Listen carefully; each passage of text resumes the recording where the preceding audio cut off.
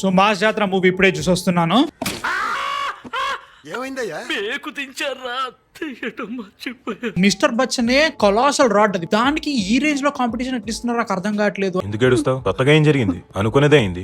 కొన్ని సినిమాల్లో ఇవి వర్కౌట్ అయినాయి కాబట్టి వాటిని మళ్ళీ తీసుకొచ్చి కొంచెం పెయింటింగ్ మార్చేసి యాజ్ ఇట్ ఈస్ అదే దింపేద్దాం. That is the point of mass జాతర. దిగిపోద్ది. శ్రీలీల సీరియస్లీ చెప్తున్నా, సినిమాలో స్టోరీ లేదు బ్రో. 5-6 పాటలు ఉన్నాయి. ఈ పాటకి మధ్యలో గ్యాప్ ఉంది. ఆ గ్యాప్ ని ఫిల్ చేయాలి కాబట్టి సినిమా తీయాలి. ఫస్ట్ హాఫ్ లోనే అయిపోయింది సినిమా, సెకండ్ హాఫ్ లో ఇంకా సాగదీయాలి. కథ, దాని బలము, దాని స్క్రీన్ ప్లే, దాని తొక్క, దాని తోలు ఎవడడిగాడు?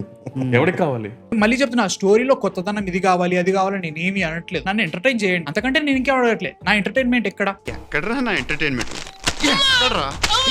నా ఎంటర్టైన్మెంట్ భీమ్స్ గారి మ్యూజిక్ బ్రో, అక్కడ జరిగే సీన్ కి ఈయన కొట్టే కొట్టుడికి ఎక్కడ కూడా సింక్ కాలే బ్రో. అంత నీట్ ఎట్లా కొట్టిన నాకు అర్థం కావట్లేదు. So these are my thoughts on mass జాతర.